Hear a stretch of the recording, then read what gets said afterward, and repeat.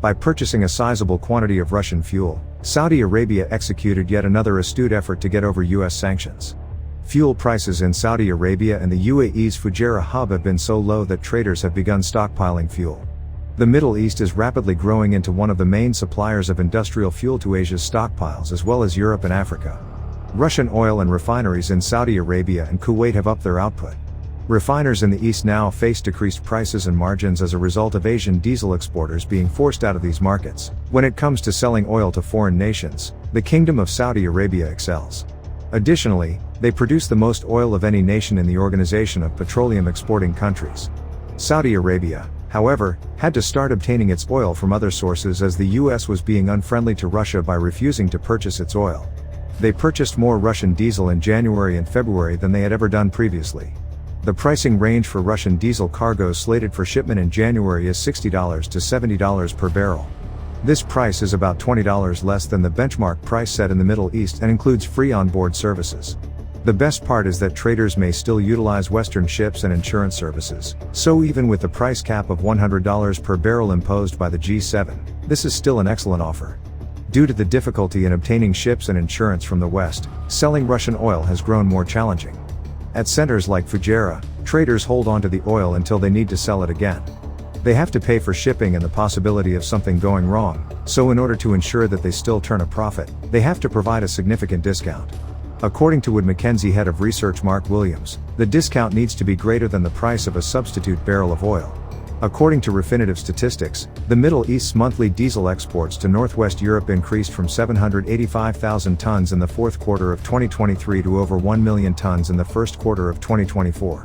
Shipments loaded in January to Africa were 2.57 million tons, the most in the previous 4 months, while shipments to Asia also touched a record high.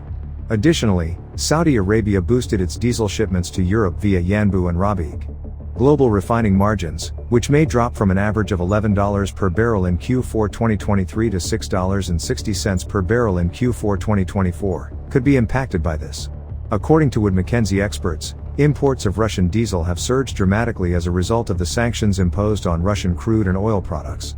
Moreover, unanticipated declines in oil output have been disclosed by Saudi Arabia and other major participants in the oil sector.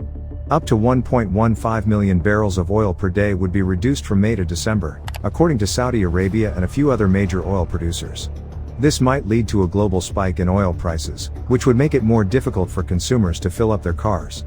Additionally, it might provide Russian President Vladimir Putin with additional funds while his nation is at war with Ukraine. The decision by Saudi Arabia to reduce its oil output may possibly increase hostilities with the US. In an effort to drive down prices and exert pressure on Russia, the US has pushed Saudi Arabia and its allies to boost output. But there's a chance that the US will see higher gas prices as a result of the output reductions, an estimated 26 cents more per gallon. This is on top of the typical rise that occurs when refineries alter their gasoline blend during the summer driving season. This seasonal rise is estimated by the Energy Department to be about 32 cents per gallon. Nowadays, a gallon of standard gasoline costs roughly $3.50 on average in the US. This implies that throughout the summer, the price could increase to more over $4 per gallon. Nonetheless, a wide range of intricate elements influence the price of gas and oil. The output cut may not be precisely 1.15 million because it depends on the baseline production figure utilized in each country. Furthermore, it can take some time for the cuts to take effect. In the event that the US recession results from the banking crisis, demand may decline. But, as more people travel in the summer, demand can rise. Additionally, Iraq declared that it will cut its daily oil production by 211,000 barrels. Following suit, the oil production of the United Arab Emirates, Kuwait, Kazakhstan, Algeria, and Oman was reduced by 144,000, 128,000, 78,000, 48,000, and 40,000 barrels per day, respectively. Until the end of the year, Moscow will keep reducing its oil production by 500,000 barrels per day, according to Alexander Novak, Russia's deputy prime minister.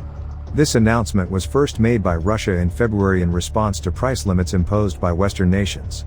All of these nations are a part of the OPEC Plus alliance, which also includes Russia and the other founding members of OPEC. OPEC has not yet made a formal remark regarding this issue. As of right now, 2 million fewer barrels of oil being produced per day due to the October restrictions. This occurred prior to the US midterm elections, when many were worried about rising costs.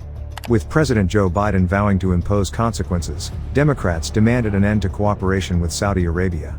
Both nations asserted that the dispute had no political underpinnings. The price of oil has decreased since the reduction.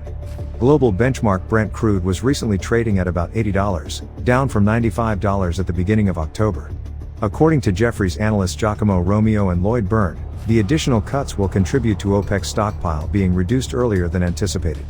They believe the cuts validate certain experts' findings that the demand for oil is declining. According to a Rice University specialist on the Gulf, Saudi Arabia seeks to maintain high oil prices in order to finance major initiatives associated with its Vision 2030 plan. It's because their relationships with other nations are less important to them than their own interests. Future issues with the US may result from this. The oil giant from Saudi Arabia, Aramco, made a ton of money last year and plans tremendous continue producing oil. Furthermore, the war in Yemen and the death of a journalist have been making relations between the United States and Saudi Arabia worse. As he ran for president, Biden made a vow to hold Saudi Arabia accountable for the killing of Jamal Khashoggi. But after becoming government, he shifted his position when oil prices increased. Even though he went to Saudi Arabia in July of last year to mend the fragile ties, he faced criticism for giving Crown Prince Mohammed a fist bump. Although Saudi Arabia has recently improved ties with Beijing and Moscow, it has denied aiding Russia in the war in Ukraine. Furthermore, Saudi Aramco recently made billion-dollar investments in China's petrochemical sector. An Sant Global Platts survey released in January revealed that the members of the OPEC Plus group saw their largest 6-month decline in oil production. According to the poll, OPEC Plus output fell by 340,000 barrels per month, or 41.21 million barrels per day, as a result of cuts made last year and field disruptions in Libya. Out of this, the daily output of OPEC was 26.49 million barrels, while the daily output of its partners was 14.72 million barrels. The Platts numbers are in line with a poll conducted at the end of January by Reuters, which also revealed that OPEC Plus production for the month had decreased by the most amount since July of last year. However, same poll estimated that production had decreased by 410,000 BPD since December. Previous surveys indicated that the extended cartel's output actually climbed in December, but it appears that members have made a decision to be more serious about their reduction vows this year. Nonetheless, a few reported increased output, including Saudi Arabia, whose survey data indicated a 40,000 BPD increase from December to January. In January, however, Libya did not choose to cut its output. In its instance, field blockades by demonstrators calling for a shift in social policy were the cause of the output reduction. El Sharara, Libya's largest field with a daily production capacity of up to 300,000 barrels of petroleum, was impacted by the blockades. A month prior, Angola had withdrawn from OPEC because to its reluctance to cede additional supply. The West African producer, on the other hand, has been dying to start increasing its output, which went against OPEC's objectives for this year. Saudi Arabia, meanwhile, put a stop to plans to increase its oil production capacity.